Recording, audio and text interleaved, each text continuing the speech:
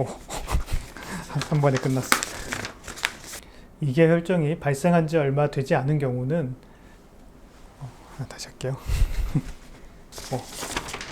마지막이다. 엄청 짧겠는데 이번 거.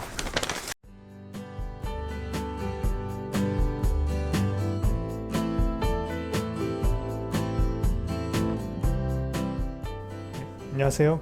하나이비인후과 귀센터 전문의 류남규입니다. 오늘 말씀드린 내용은 귓바퀴에 물이 차는 이게 혈증에 관한 내용입니다.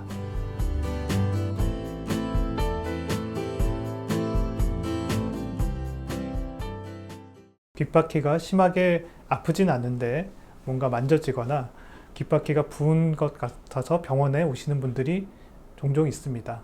실제 만져봤을 때 딱딱하기보다는 부드럽고 눌렀을 때 통증은 거의 없으나 물이 찬 것처럼 꿀렁거리기도 합니다. 이런 경우 귀 쪽에 혹이 생긴 것이 아닌가 걱정되어서 오시게 되는데 많은 경우는 이게 혈증으로 진단이 됩니다. 원래 귓바퀴 안쪽 피부는 연골과 딱딱하게 붙어 있어 공간이 없어야 합니다. 그런데 다치거나 부딪힌 경우 또는 압력으로 눌린 경우는 피부 아래쪽에 혈관이 터지면서 피가 고일 수 있습니다. 이것을 이게 혈증이라고 부릅니다.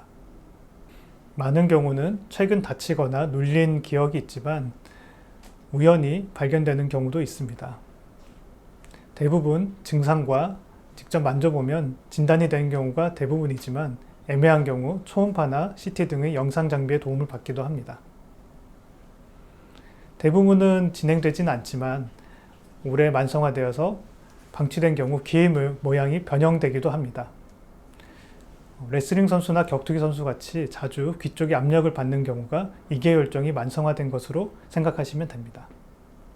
예전에는 귓바퀴 피부에 절개를 하고 안쪽에 고인 물을 다 제거한 후에 다시 봉합을 하는 수술로 치료를 했었습니다. 하지만 요즘은 주사기로 귓바퀴 안에 고인 피나 액체를 제거하고 약물을 주입하여 치료를 하게 됩니다. 대부분의 경우는 한두 번 주사로 치료가 잘 되는 편이지만 귓바퀴 안에 고인 양이 많거나 오래된 경우는 잘 낫지 않아 수술이 필요한 경우도 있습니다. 이게 혈증이 발생한 지 얼마 되지 않은 경우는 거의 피와 비슷한 색깔의 액체가 나오지만 일주 이상 경과한 경우 투명하거나 노란색으로 색깔이 변하는 것을 확인할 수 있습니다. 주의할 점은 고인 액체만 빼내는 경우 거의 100% 재발하기 때문에 약물 주입하는 것이 치료에 필수적입니다. 귓바퀴에 뭔가 만져지더라도 너무 당황하지 마시고 전문가를 만나시면 의외로 손쉽게 치료받으실 수 있습니다. 방치하지 마시고 진료를 받으실 것을 권유드립니다. 감사합니다.